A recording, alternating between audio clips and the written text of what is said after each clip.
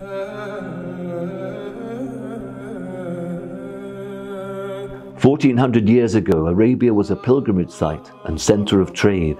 In the ancient world, empires expanded and existed either through commerce or conquest. The trade routes of Arabia were a valuable basis for relationships with the wider world.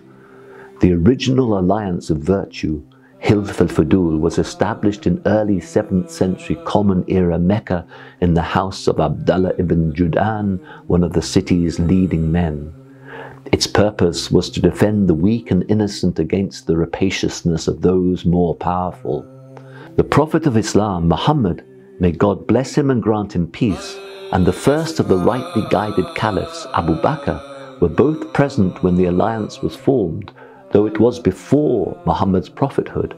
He later praised it, saying, "I was witness to an alliance in the house of Abdullah ibn Judan that was more beloved to me than a herd of red camels, and were I invited to join it now in the time of Islam, I would not hesitate to do so."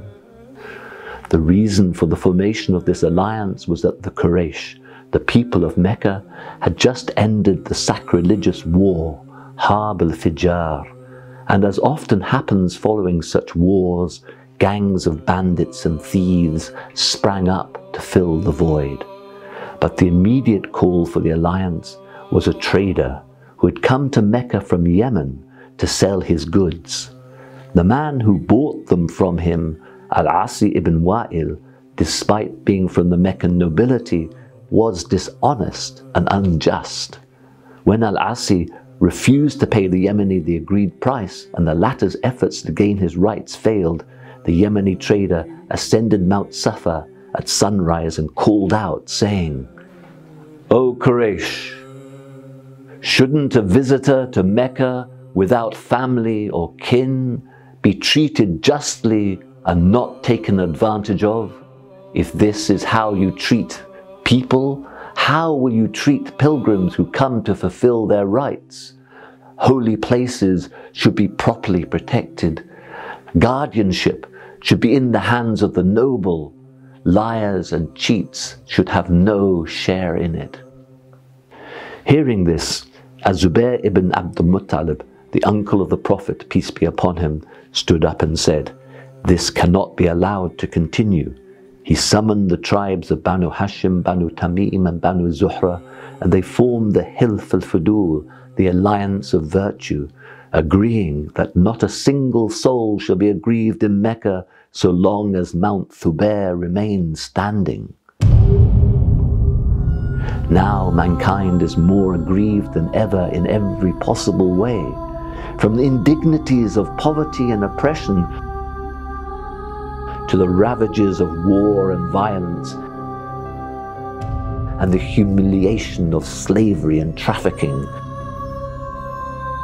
It is time for humanity and religions to come together and collectively lift mankind out of this sorry plight.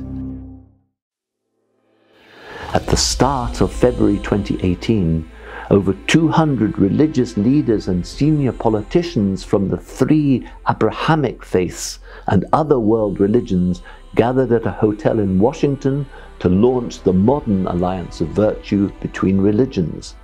It was a momentous occasion headed by a steering committee led by His Eminence Sheikh Abdullah bin Baya, President of the Forum for Promoting Peace. Sheikh bin Baya envisaged a new alliance of virtue following the model of the original, but this time on a global scale. It would be an effort across religions, despite their differences, to come together for the good of humanity and encourage their adherents to live side by side in peace and happiness, and to support their neighbors and the downtrodden. The Forum for Promoting Peace prides itself on the American Caravan for Peace and the Marrakesh Declaration, as well as the $2 billion meal plan that was signed in Kuwait and has now been delivered. On the 10th of December 2019, the Charter of the Alliance of Virtue will be unveiled and signed by its first signatories at the 6th Annual Forum for Promoting Peace in Muslim Societies in Abu Dhabi. It will be a celebration of religious diversity, hospitality, the protection of minorities, and inclusive citizenship.